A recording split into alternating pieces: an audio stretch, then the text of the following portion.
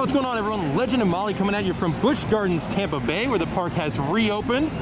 In this video here, we're going to show you all what's going on in the park, from obviously Iron Gwazi, that's what I'm most excited about, to any of the changes as resulted to the ongoing global health situation. As you can see, you got to wear a mask. We just got our temperature screened, which felt like dystopian and weird. It did. But and now we're in line for normal security. And they have their markers of where to stand. All right, let's see how this goes. Also going to show off the operational updates in the park, because I believe a lot of rides and attractions are closed. Well, let's kick off the tour with the most anticipated roller coaster of all of 2020. That's Iron Gwazi. This is a ride that was pretty much done before the shutdown, and we've got no opening date, no info besides like, hey, it's coming some point in 2020. They do have a digital wait time sign right there. And it's kind of interesting because other parks have announced opening dates for their 2020 rides. We've got Orion's opening on opening day at Kings Island. Candemonium is opening on opening day at Hershey Park.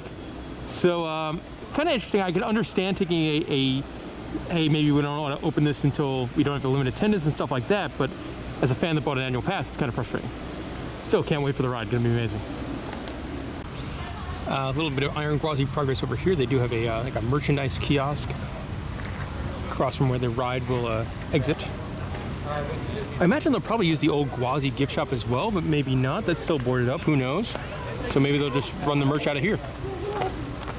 So the Sky Ride's down today, so I can't get a good view of the new ride for 2021 construction. But we did see it from Falcon's Fury. The area looked very cleaned out. Unfortunately, the rumor we've heard is most 2021 rides are now becoming 2022 rides, if not all out canceled for the SeaWorld Busch Gardens chain. So who knows if that will end up happening, unfortunately. Now here at Busch Gardens Tampa, unfortunately, you do have a larger than normal number of rides closed. Whether that's dependent on the ongoing health situation or budgets related to the ongoing health situation. But like normally it's June, there's no way they would have the log flume closed. So that's a little bit weird. A couple of the rides closed as well. Another closed attraction is the Sky Ride, and this one hurts because I love riding the Sky Ride here at Busch Gardens Tampa. But this is a ride that we end up finding closed often. I feel like it's probably for budgetary purposes here. Over here in the Congo section of the park, the Ubanga Banga bumper cars are closed. And this one I could see being closed for distancing purposes. Over here by the Serengeti Plains, the Jeep Tour safaris and the behind the scenes tours, I don't think any of them are operating right now, which makes sense. So one downside right now, there are no indoor shows going on at Busch Gardens Tampa. So there's nothing in the Dragonfire Grill. Turn It Up is not running. Also here at the Pantopia Theater, the pet show is not running.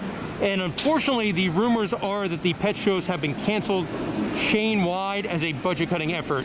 So any of the SeaWorld or Busch Gardens parks, the rumor is that the pet shows are gone, which would be a bummer because this is a very nice theater and it's air-conditioned when you don't get a whole lot of that here in Busch Tampa. Unfortunately, the Kangaroo exhibit, Kangaloom here, is closed, and that is a bummer. This is it is mentioned on their website as being closed. I imagine they don't want people touching the kangaroos and then other people touching the kangaroos and stuff like that. Also now closed is the Walkabout Way Aviary, which if you haven't been back here, it's actually a really neat aviary. They've got a Reeves muntjac that tends to wander around and some pretty neat birds. You do have a couple more closed experiences here. The Lorry Landing Interactive Bird Aviary, that is closed. And then any jungle gym, bouncy house, splash pad over here in Sesame Street, Safari of Fun is closed as well. So keep that in mind if you're coming with kids. Now the rides, all the rides are still open for the little kids, but like the playgrounds and stuff are closed.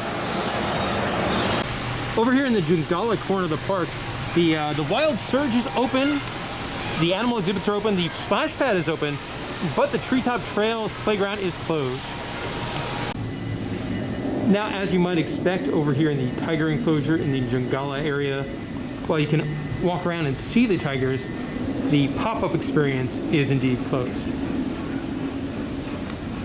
The Animal Care Center is also closed, which is a bummer for us with annual passes. I love like trying to come here first thing and seeing what kind of like operations or treatments they might have, because it's a really, really cool experience. One more thing to note here at Busch Gardens, many of the gift shops are closed. In our visit here today, we saw that obviously Nature's Kingdom here in the front of the park is closed. excursions. The wonderful gift shop in the Bird Gardens area was closed. The gift shop at the Tigress gift shop was closed. The gift shop by the Tiger Experience was closed. And I think that might be all of them. Maybe one or two more. The Cobra's Curse gift shop was closed as well. Over here at Montu, they are very limited capacity, running only rows 1, 4, 6, and 8. One party at a time. Yeah, so like some dispatches will have like 7 people on the train. Also, unfortunately, if you're a Platinum Pass holder like we are, they are not doing the Platinum Pass re-rides night now, but they're selling all the quick queue they want to, so it's really kind of frustrating. Now everyone, just be aware, if you are coming to Busch Gardens right now, I know the park's only been open for like 4 or 5 days, but the lines, because of the limited capacity due to the distancing measures, are very long. Like, the park is not particularly busy today, but because of the distancing measures, Cheetah Hunt's running at a 100-minute wait. And we've seen it at like 105 minutes, we've seen it at 90 minutes. So if you're coming to the park, be prepared to quick queue up or pack your patience. Or go to the bar and look at animals, which is our plan.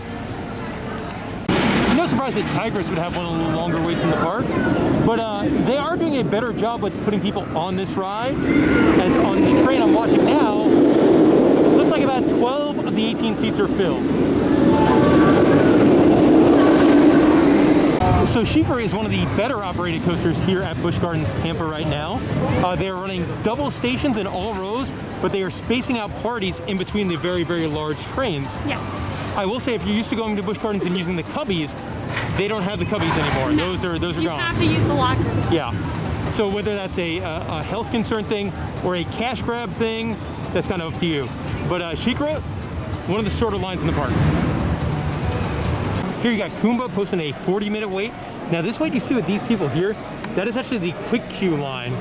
So with some rides you get right on. With Kumba, it looks like you probably wait quite a bit with quick queue.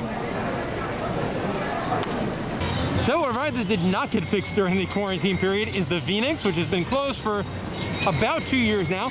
Now in the Pantopia section of the park, you do have some rides that put through a little bit better capacity. You got one party per group on the Wild Mouse Sand Serpent. And then over here at Falcon's Fury, it's almost business as normal, as there's one group for each of the 8 4-person cabins. So some of the lines over here, not quite as bad. But Scorpion. Yeah, Scorpion we saw like six people on, so. In the Egypt section, there's a new game in the park, adorable hamsters. A bit of a change to the food operations here at Busch Gardens. Everything is served in to-go type containers to make it a little bit safer, a little bit more contactless. Unfortunately, right now they're out of barbecue sauce and honey mustard. They did offer me ranch, mayonnaise, and ketchup. But those condiments, not my favorite. You do have some themed signs around the park to practice their safe distancing. This one's got an alligator. There was one by the lion area with a lion on it. And then, holy cow, look at the size of this alligator over here. Oh, and he's moving. That's a big boy. Look at him open his mouth like that. Wow. He's tired. Some more hygiene stuff over here by the Excursions gift shop, the entrance to Gwazi Park. In the Bird Gardens area, there's a hand washing station, which is clearly like a food and wine booth that they've repurposed. No, it's a smart repurpose. Yeah, yeah. Because I mean, I think that was where you would buy like. I think that's where you would buy like your liners and stuff. They also throughout the park they have a couple of these face covering relaxation zones. Essentially, you could come to this area and take your mask off without getting in trouble. Yeah. Not that there's really anybody yelling at people for not wearing their masks. No. I would say mask usage here is about. It's better than I thought it would be. Probably about 70% or so. Properly? Probably 50% proper mask. Yeah. 50% properly, and then you have a good 20% that only wears it over their mouth. Yeah. Obviously, you have to have one come in. Over here, this is not open, unfortunately. That is their a big area for like private events. If you're a big fan of Halloween Horror Nights, I believe this is the same style of tent, the sprung tent that is used for a couple of houses out there by Men in Black. But it is a nice area since this is a private event area, so you've got a fountain that doesn't work, and then some giraffe statues back here. Giraffes. Also, it's like a part of the park normally you can't see, so that's kind of neat. So we never got to Busch Gardens during their food and wine festival this year, but I guess they added this big giant Coke canopy, which appears like it's going to be a permanent thing here in the park. You do have a couple of different, looks like they could probably put bars on either side and then some sort of stage for performances up in the front. It's nice, but man, it is it doesn't fit the theme of a very themed park. It is kind of hideous, but Yeah. shade. I mean, better than an empty field that was here before. Yeah, that's true. But not quite better than the animal show that was here before the empty field. I'm not sure if this is a positive change or a temporary change, but over here, the Dippin Dots stand near the log flume, normally they used to have like 8 really good craft beers on tap, and now it's all coolers. So hopefully that's not permanent. Over here by the closed flume is another face covering relaxation zone where you could take your mask off if you feel the need. So in the Dragonfire Grill here, the seating has been changed to adhere with social distancing, and it looks so much different in here. So unfortunately, inside of the Dragonfire, it looks like they've really dumbed down their menus. We got pizza, burgers, and chicken fingers. Now you do have like an Asian section over here, but this is very disappointing because like this would be like the best place in the park to come for food. Yeah, and I love the taco section. Yeah, like the taco section, the Italian section gone. Like this is a bummer.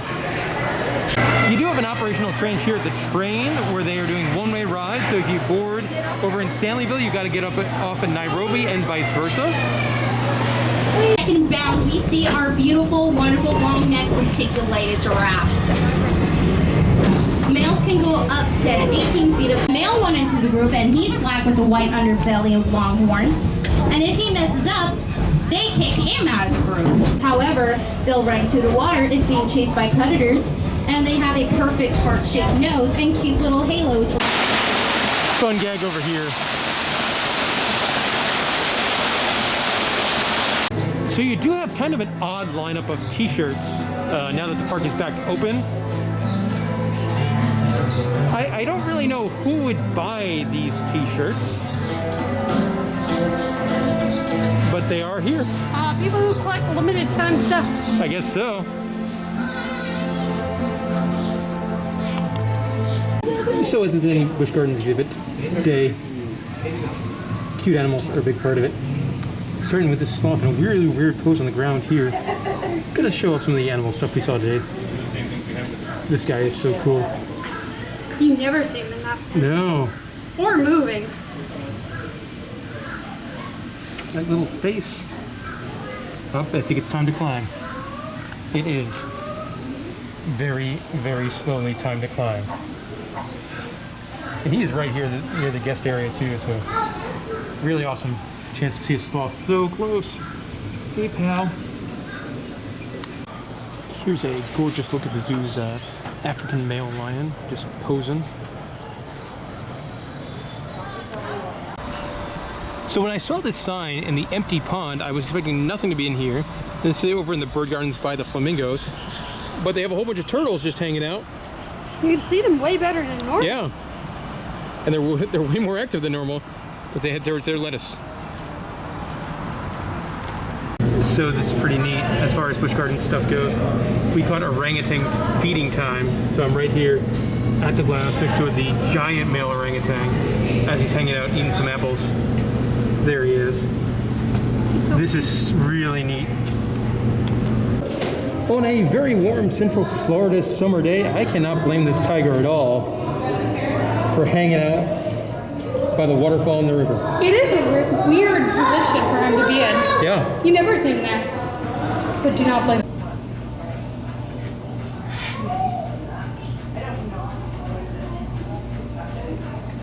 Of course, you gotta check out the penguins. They're still here. I'm pretty sure they missed me during their 3-month closure or so. Oh, 100%. That's why they're staring at a wall, not Yep, you. exactly. Yep. They're shunning me. They don't understand why I wasn't here for 3 months. Oh, that's it. Honey, where do you look? And that'll do it for our time here at Busch Gardens. We're here at the Mayombe Preserve finishing out the day. Overall, I had fun, but it is very, very, very different than normal. I would say if you have an annual pass, I would say, yeah, sure, maybe come by. But unless Iron Gwazi opens anytime soon, which apparently they owe like $3.5 million to RMC, so I wouldn't bank on it. I probably wouldn't get on a plane to come down here anytime soon just because the capacity of the rides are so low and so many of the offerings that are normally there are not. And the thing is, it was a very slow day in the parking lot. Yeah. The wait times were still Yeah, half an hour to almost 2 hours. Yeah. Like I can imagine what this place would be like on a Saturday or Sunday. or like 4th of July. Yeah. Granted, it is in the first couple weeks of opening, so maybe it's First just, 5 days, so maybe it's just pent up demand. Yeah. But I still had fun. Just be advised, it's going to be different. I would say, and it's a bummer too, because like I was so hyped for the future of this park back before the ongoing global health situation, and now I'm like, oh man, everything's kind of hit a major road bump. But there we go. If you have any questions about Busch Gardens and our day, let us know in the comment section below. But if you come to the park soon and you want to go on rides, you might want to invest in that quick queue or rope drop.